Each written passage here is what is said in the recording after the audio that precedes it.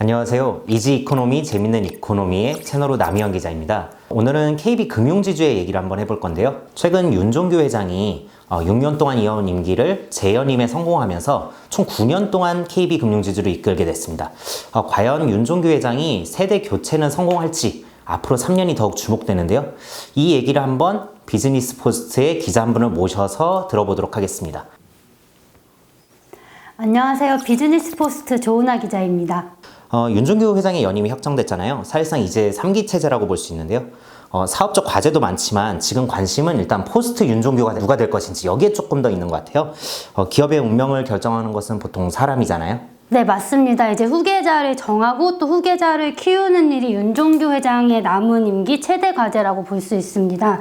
특히 윤종규 회장은 어떤 회장으로 남고 싶냐는 질문에 존경받는 회장으로 남고 싶다 라고 대답을 한 적이 있는데요. 이제 어떤 후계자에게 자리를 넘겨주는지를 결정하는 게 윤종규 회장이 존경받는 회장으로 가기 위한 마지막 관문인 것 같습니다. 근데 지금 KB금융지주에서 사실은 윤종규 회장의 카리스마가 굉장히 강하잖아요. 그래서 어떤 존재감이 강하다 보니까 포스트 윤종규 하면은 딱히 떠오르는 인물이 잘 없는 것 같은데 혹시 어떤가요? 네, KB에서 워낙 윤종규 회장의 존재감도 크고 카리스마나 리더십이 강하기 때문에 딱히 2인자 하면 떠오르는 인물이 없습니다. 보통 다른 금융지주에서는 2인자 혹은 다음 회장 하면은 떠오르는 인물이 있거든요. 예를 들면 하나금융지주에서는 함영주 부회장 정도가 안팎에서 인정받는 2인자 정도로 볼 수 있는데, 물론 허인 국민은행장이 최근 몇 년 사이 존재감이 커지긴 했지만 딱히 2인자 하면 떠오르는 인물은 없습니다. 그렇다면 방금 말씀하신 대로 허인 행장 저도 이름을 많이 들어봤는데요. 근데 다른 사람과 비교했을 때 이분이 이견 없이 딱 2인자다 이렇게 또 말할 수 있는가, 이건 또 아닌 것 같아요. 네, 아니죠. 사실 KB금융그룹 안에 허인 행장 못지않게 이동철 국민카드 사장이나 또 양종희 KB손해보험 사장, 그리고 또 박정림 KB증권 사장 이렇게 여러 인물들이 있습니다. 이 사람들을 이제 국민은행보다 다소 이제 작은 규모의 계열사로 파견처럼 나가서 이제 그 계열사를 잘 이끌어오는 역할을 하고 있는데, 굉장히 잘하면서 또 몇 년 사이 존재감도 매우 높아졌습니다. 어떻게 그런 어떤 구도를 윤종규 회장이 확실한 2인자를 두지 않고 좀 경쟁을 시켰다 이렇게 봐도 되는가요? 네, KB에서 이제 지배구조 트라우마가 굉장히 강하기 때문에 윤종규 회장이 사실 후계자에 대한 생각을 안 할 수가 없거든요. 아마 임기 처음 취임하고 얼마 뒤부터 아마 자기의 뒤를 누가 있는지에 대한 고민을 시작했을 것 같은데, 지금의 뚜렷한 2인자 없이 서로 경쟁하는 구도는 윤종규 회장의 큰 틀 속에 있는 그림으로 보시면 될 것 같습니다. 그렇다면 방금 말씀하신 인물들을 포함해서 포스트 윤종규로 꼽히는 인물들의 대략적인 소개 조금 부탁드려도 될까요? 네, 일단 아까도 말씀드렸다시피 허인은행장을 빼놓을 수 없고요. 사실 허인행장은 3년 전에 깜짝 등장했습니다. 당시 이제 은행장 후보로 오르내리지 않았는데 첫 번째 60년대에 태어난 시중은행장이 탄생하면서 약간 이목을 끌었는데요. 직원들 사이에서도 사실 평가가 좋은 편이더라고요. 국민은행 직원 말로는 내부 사정을 워낙 잘 알고 있어서 직원들이 힘들다고 하면은 거기에 귀를 기울여주는 편이다, 좋은 분이다, 이런 상사에 대한 평가로는 쉽지 않은 그런 평가를 내리는 직원들도 있더라고요. 그냥 말씀하신 것만 들어보면은 튀지 않으면서도 업무 처리는 좀 꼼꼼하고 그 다음에 리더십도 좀 돋보이고 그런 것 같은데요. 좀 윤종규 회장 카리스마의 리더십 이런 것과는 조금 다른 어떤 성향을 지녀서 좀 돋보일 것 같아요.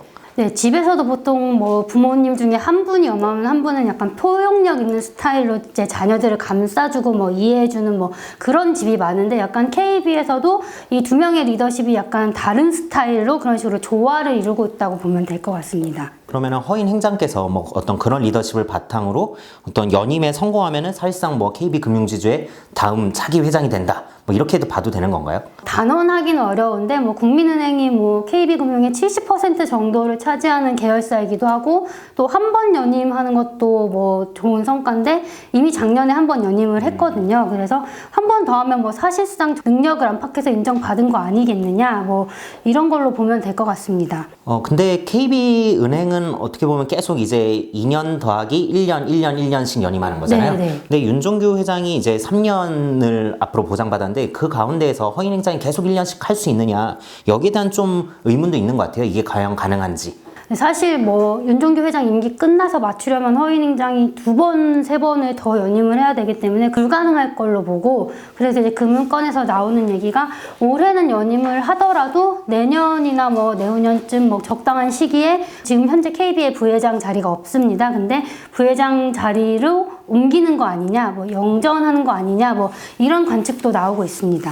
그러면은 허인 행장 말고 다른 인물들로는 아까 전에 말씀하셨던 인물들도 좀 소개를 해주시죠. 네, 우선 양종희 손해보험 사장을 빼놓을 수 없는데요. 일단 양 사장은 2017년 이제 윤종규 회장이 연임할 당시에 그 회장 후보 최종 후보군에도 함께 3명이었는데 그 중에 한 명에 들었습니다. 물론 본인이 이제 면접을 고사를 했어요. 자기는 KB 손해보험에 충실하겠다. 그래서 면접을 고사하긴 했는데 일단 KB금융 숏리스트 3명 안에 들었기 때문에 굉장히 뭐 능력을 인정받은 그런 분이라고 볼 수 있고, 근데 사실 올해 숏리스트에서는 좀 빠졌거든요. 그래서 약간 의외라는 말이 나오기도 합니다. 그럼 이 이동철 사장은 뭐 어떤가요?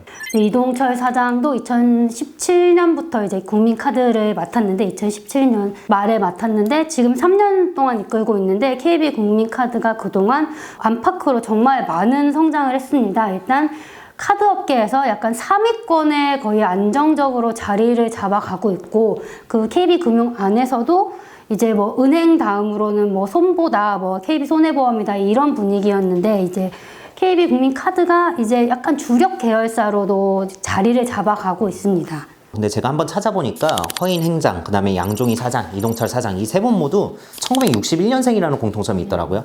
어떤 동갑내기로서 좀 라이벌 의식을 하지 않을 수가 없는데, 좀 매분기 실적 발표하잖아요. 그때마다 이분들의 뭐 표정도 희비가 엇갈릴 것 같네요. 일단 차기 회장들의 후보 면면을 한번 살펴봤는데요. 앞으로 3년 동안 남았는데 윤종규 회장이 그때 동안 가야 할 길이 어떤지 그것도 한번 살펴보는 것이 좋을 것 같아요. 한번 설명을 조금 해주시죠. 경쟁 체제를 유지한다기보다는 이제 후계자의 방향을 좀 잡아서 후계구도 윤곽을 좀 잡아야 할 때가 아닌가 하는 생각이 듭니다. 뭐 더 늦어지고 계속 경쟁을 오래 하다 보면 이제 사실 내부의 피로도나 그런 혼란만 더 커질 수가 있거든요. 그래서 이제는 뭐 1명 정도를 이제 좀 안팎으로 인정받는 후계자를 내세워서 이제 교육에 들어갈 때가 아닌가 이렇게 생각합니다. 실제로 세계적인 경영사상가인 짐 콜린스가 한 이런 얘기가 있습니다. 인류 기업에서 삼류 기업으로 전락한 회사들이 어떻게 전락했는지 그 이유들을 추적해 보니까요, 이런 공통점이 있었다고 합니다. 첫 번째로는 권력을 쥔 리더가 강한 후계자를 내치거나, 또는 능력 있는 후계자 후보가 CEO 후보에 오르지 못하는 경우, 또 이사회가 후계자 선정 과정에서 갈라져서 편싸움을 하는 경우, 그리고 현 경영진이 탐욕으로 눌러앉아 권력을 늦게 이양하는 경우, 이런 공통점이 있었다고 해요. 네, 사실 다 낯설지 않은 얘기죠. 특히 국내 금융지주는 이제 주인이 없기 때문에 회장 선임 때마다 이제 1인자, 2인자, 뭐 이들 사이에서 불필요한 소모전이 벌어지는 경우가 굉장히 많았습니다. 뭐 최근 사례를 살펴보면 신한금융지주에서도 이제 위성우 전 신한은행장이 임기를 채우기 전에 자리에서 물러나면서 그 배경으로 조용병 회장을 지목하기도 하면서 논란이 되기도 했습니다. 방금 신한금융 얘기를 들으면서 KB도 좀 이런 부분을 조심해야 되지 않을까 이런 생각이 드는데요. 윤종규 회장의 임기 만료 때까지 어떤 후계 구도가 정확히 정리되지 않으면은 어떤 외풍에 좀 취약해질 수 있을 것 같아요. KB금융이 특히 과거에 낙하산 인사, 뭐 관치금융 이런 걸로 흑역사를 보는 경험 있잖아요. 이른바 뭐 잃어버린 10년 이런 얘기가 나오는데, 이런 KB금융투자의 역사도 한번 좀 조목조목 살펴볼 필요가 있는 것 같아요. 네, 우선 국민은행과 주택은행이 통합된 뒤 이제 초대 행장을 맡았던 김정태 행장이 일단 연임을 하려고 했으나 하지 못하고 불명예 퇴진합니다.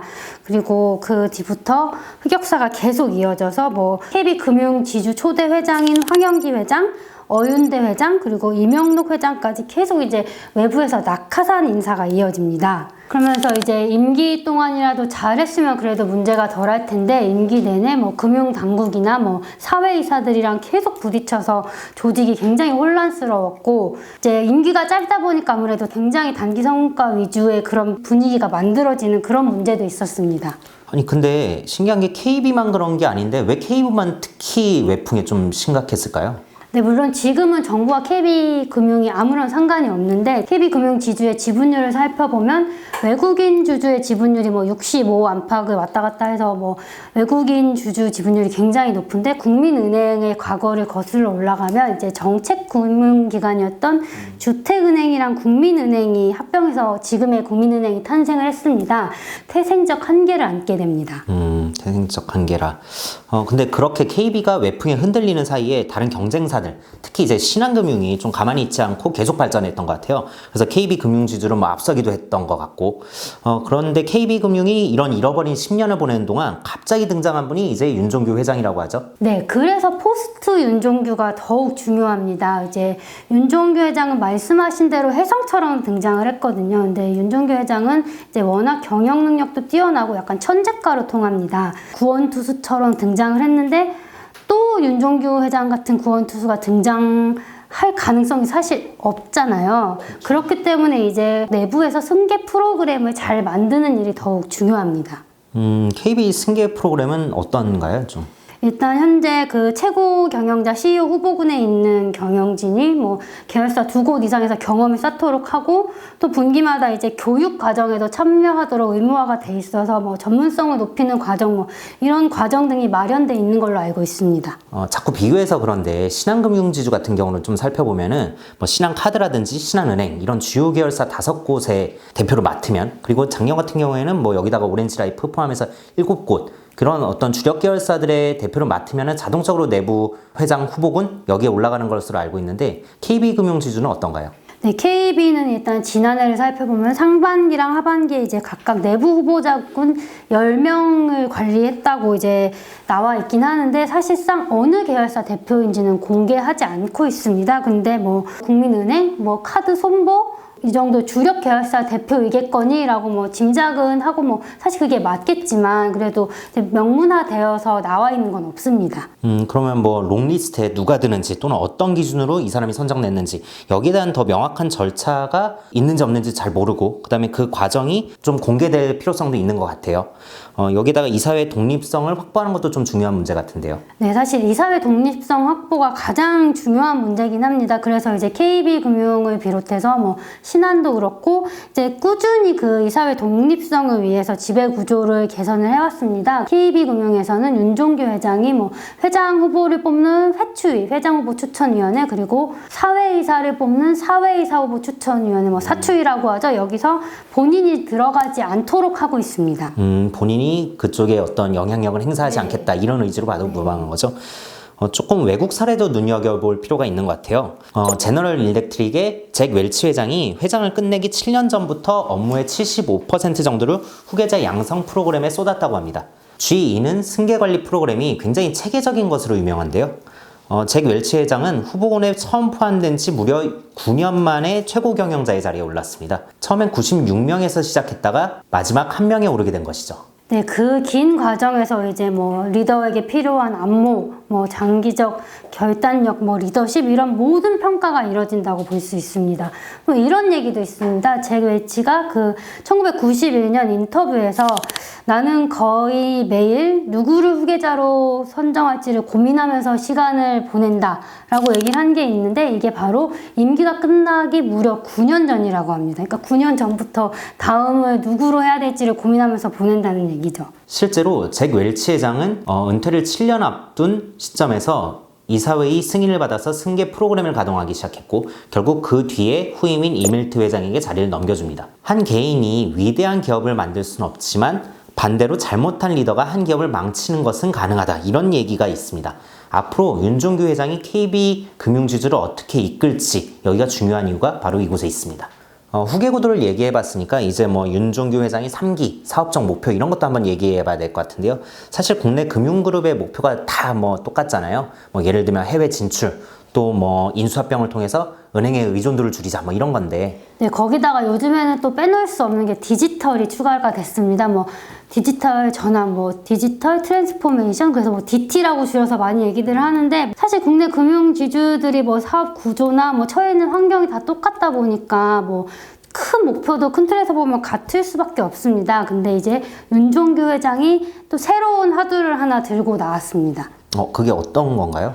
네, 바로 플랫폼 기업입니다. 그 윤종규 회장이 얼마 전부터 이제 KB금융을 플랫폼 기업으로 만들겠다. 뭐 이렇게 얘기를 하고 있습니다. 아니 근데 금융이 플랫폼 기업이다. 뭐 이게 좀 와닿지가 않는데 좀 더 구체적으로 설명을 해주실 수 있을까요? 보통 희연 씨 뭐 출근한 다음에 컴퓨터 키면 제일 먼저 어디 들어가시나요? 뭐 카트라이더?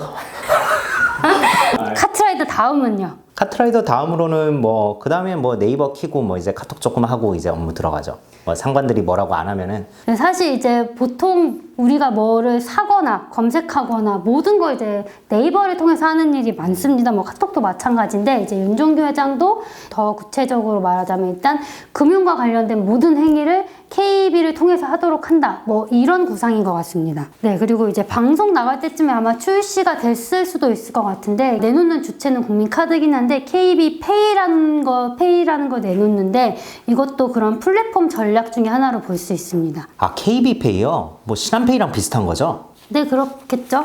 근데 뭐 당장 페이 시장에 진출한다 이게 플랫폼으로 가느냐 약간 의문이 드는 게 사실 저희가 아는 페이가 되게 많아요. 뭐 예를 들면 네이버페이, 카카오페이, 뭐 쓱페이, 엘페이 근데 뭐 이런 것들 많잖아요. 그러면은 과연 KB가 페이라는 어떤 시장에 뛰어들면서 관건은 과연 이 이용자들을 어떤 매력으로 사로잡을 수 있느냐 이게 될 것으로 보이는데 뭐 어떤 또 다른 강점이 있나요?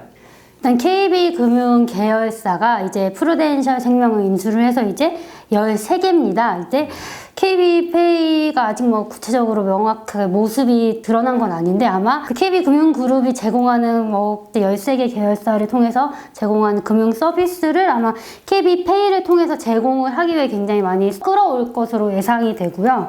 그리고 사실 일상생활에서 눈 뜨면은 뭐 아침에 교통카드 찍는 것부터 시작해서 점심 먹고 그리고 또 주식 투자하시는 분들부터 시작해서 뭐 금융생활 뭐 카드, 증권, 보험 뭐 대부분의 금융 플랫폼을 다 이용을 하잖아요. 근데 그거를 이제 내세워서 그 모든 인프라를 갖추고 있다는 점에서는 어느 정도 경쟁력이 있을 수도 있다고 봅니다. 최근 윤종규 회장이 창립 12주년 기념사에서 스타벅스 앱에서 어떤 사이렌 오더라는 걸 예로 들었던 게 기억나는데요. 이 사이렌 오더가 스타벅스 매장에 도착하기 전에 내가 미리 어플로 음료를 주문할 수 있는 서비스잖아요. 이게 왜 윤종규 회장이 이것을 언급했을까요? 네, 여기서 볼 거는 크게 두 가지입니다. 일단 온라인과 오프라인의 연결. 그래서 온라인에서 주문을 한 다음에 오프라인으로 찾을 수 있다. 그리고 또 뜨겁거나 차갑거나 뭐 얼음 종류 뭐 이런 거에서 뭐 2만 가지의 아메리카노를 주문할 수 있다고. 네, 이렇게 하려면 사실 인프라가 가장 먼저 우선돼야 되는데 그래서 지금 KB금융이 추진하고 있는 게 더 K 프로젝트입니다. 아, 더 K 프로젝트가 뭔가요? KB금융그룹 차원에서 추진하고 있는 프로젝트인데 영업점 그리고 모바일 뱅킹 또 인터넷 뱅킹 그리고 콜센터 이런 식으로 막 소비자 접점이 여러 곳이 있잖아요. 여기서 나오는 정보들을 다 하나로 묶어서 서로 이제 상호간 연결이 가능하게 한다는 그런 인프라를 구축하는 게 바로 더 K 프로젝트입니다. 조금 구체적으로 예가 좀 필요한 것 같아요. 예를 들면은 국민은행 고객이 이제 콜센터를 통해서 뭐 리브 모바일, 뭐 리브엠 뭐 관련 상담을 받습니다. 그러면 그 데이터가 이제 자동으로 저장돼서 이 고객이 다음에 뭐 인터넷 뱅킹을 쓸 때나 모바일 뱅킹을 쓸 때 또는 뭐 영업점 갈 때 KB 들어간 뭐 모든 시설을 이용을 할 때 그 고객이 과거에 이런 상담을 받았던 이력이 이제 뜨는 거죠. 그런 식으로 데이터가 쌓이면은 이 고객이 어떤 고객인지 더 파악하기가 쉬워지고 맞춤 서비스도 해줄 수 있다. 네, 맞습니다. 그런 뜻이군요. 네. 그러면 윤종규 회장이 다시 돌아와서 이런 어떤 금융 플랫폼 이것을 새로운 화두로 꺼내든 이유는 무엇일까요? 어떤 증권가 연구원이 이런 말을 했습니다. 이제 주거래 은행보다 주거래 플랫폼이 중요한 시대가 왔다. 네이버랑 카카오가 이제 플랫폼 경쟁력을 무기로 이제 금융산업에 굉장히 활발하게 진출을 하면서 KB나 기존 금융회사의 영역을 잠식하고 있습니다. 결국에는 기존의 어떤 금융회사라는 틀 가지고는 경쟁하기 힘드니까 그래서 우리도 이 틀을 깨고 아예 우리도 플랫폼으로 나가자 이렇게 봐도 무방한 거죠? 네, 그렇게 보면 될 것 같습니다. 그리고 사실 네이버랑 카카오 같은 이런 기업들이 금융회사의 경쟁 상대로 떠오른 건 올해부터인데 아마 윤종규 회장은 이렇게 될 거라는 생각을 미리 훨씬 전부터 하고 있었던 것 같습니다. 뭐 작년 10월, 뭐 1년 전이죠. 그때 이제 계열사 타운홀 미팅에서 이제 직원들이 뭐 KB의 경쟁 상대는 누구냐라고 질문을 했는데 보통 뭐 신한 뭐 아니면 뭐 넓게 잡아서 뭐 외국계 큰 뭐 대형 금융회사를 얘기할 거라고 생각을 했겠죠. 근데 이제 윤종규 회장이 뭐라고 하냐면 뭐 미래에는 알리바바나 구글 같은 IT 기업이 KB의 경쟁자일 수도 있다. 이렇게 대답을 했다고 합니다. 사실 뭐 이런 고민을 윤종규 회장 좀 오래 전부터 했다는 거를 볼 수 있고요. 그래서 작년 11월, 10월 이쯤에 나온 게 이런 고민에서 출발한 게 또 리브 모바일, 리브 M입니다. 리브 모바일도 어떻게 보면 플랫폼으로 볼 수 있는 것 같은데요. 네, 맞습니다. 이제 KB금융이 그 리브 모바일을 처음 생각해낸 그 시작 출발점이 현대인이 눈을 떠서 눈을 감을 때까지 이제 손에서 가장 때려야 뗄 수 없는 게 뭐냐? 뭐 당연히 핸드폰, 그리고 또 아까 말했듯이 금융, 이 뭐 가장 손에서 떼지 않는 그 두 가지를 어떻게 하면 결합할까라는 그런 아이디어에서 리브 모바일이 출발했습니다. 한마디로 KB국민은행이 제공하는 유심칩 자체가 어떤 금융 플랫폼이 된다, 이렇게 봐도 되나요? 네, 그 KB국민은행에서 그 유심칩을 신청을 해서 넣으면 뭐 바로 이제 뭐 공인인증서나 뭐 앱 설치 이런 거 없이 국민은행의 금융 서비스를 이용할 수 있습니다. 그러면은 그 유심만 사면은 모든 뭐 KB 금융 서비스를 다 이용할 수 있고, 그 다음에 가장 중요한 거는 공인인증서 설치 안 해도 되는 거 좀 되게 좋아 보이는데요? 네, 그러면 하세요. 쓰세요. 근데 성과가 별로 없는 것 같아요. 현재 가입자 수가 어떻게 되고 있나요? 네, 사실 KB에서 수치를 공개를 안 하고 있는데 사실 작년에 처음 출시하면서 목표를 100만 명이라고 제시를 했습니다. 근데 지금 1년이 다 돼 가는데 뭐 제가 통신업계나 이렇게 들어본 결과 한 10만 명으로 사실 굉장히 적은 수준이죠. 네. 그리고 사실상 이게 거창하게 뭐 통신과 금융의 결합 뭐 이렇게 출발을 했는데 쓰는 사람들한테도 조금 싼 요금제? 그냥 알뜰폰 찾아갔다. 네, 그 정도 수준으로 인식되고 있는 것 같습니다. 근데 이게 그룹 차원에서 굉장히 공들였던 사업으로 알고 있거든요.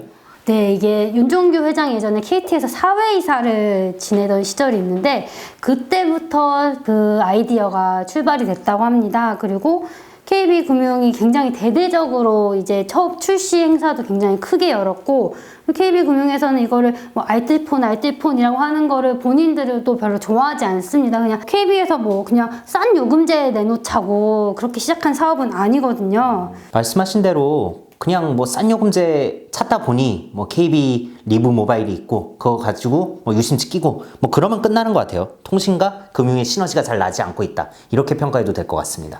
이제 뭐 출시 갓 1년 정도밖에 안 됐는데 제가 뭐 벌써 성패를 말하기는 약간 이른 감도 있지만 지금까지 봐서는 사실상 실패 쪽에 좀 가깝지 않나.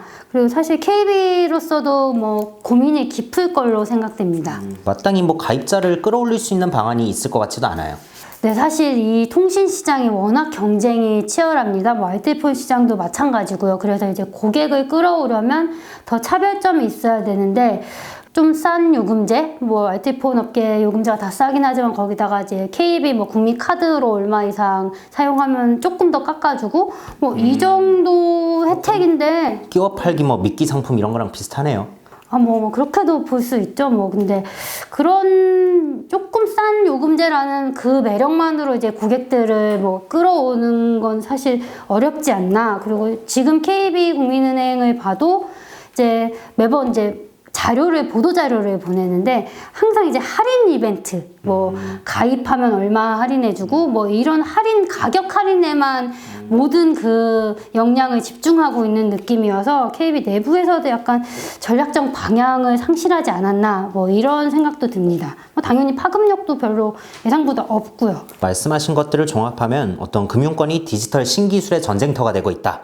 얘기를 들어보면은 윤종규 회장이 기존보다 더 빠르고 더 편리한 어떤 디지털 금융을 제공하는데 만족하지 않고 완전히 새로운 판을 짜려는 것으로 보이는데요. 근데 사실 조금 미흡한 게 아직 어떤 큰 그림이 그려지지도 않고 와닿지도 않는 어떤 그런 좀 한계는 있는 것 같아요. 3년 뒤에는 확실한 좀 그림을 우리가 봤으면 하는 소망이 있습니다. 네, 오늘은 KB 금융지주 그리고 이 거대한 금융그룹을 이끄는 윤종규 회장에 대한 얘기를 나눠봤습니다. 포스트 윤종규에 누가 오를지, 그리고 윤종규 회장의 앞으로의 3년은 어떨지, KB금융그룹은 어떤 모습으로 변화해 나갈지 주목됩니다. 오늘 말씀 주신 조은하 기자님께 감사드리고요. 다음에 남이현의 이재는 좀 더 재밌는 내용으로 찾아뵙겠습니다. 감사합니다.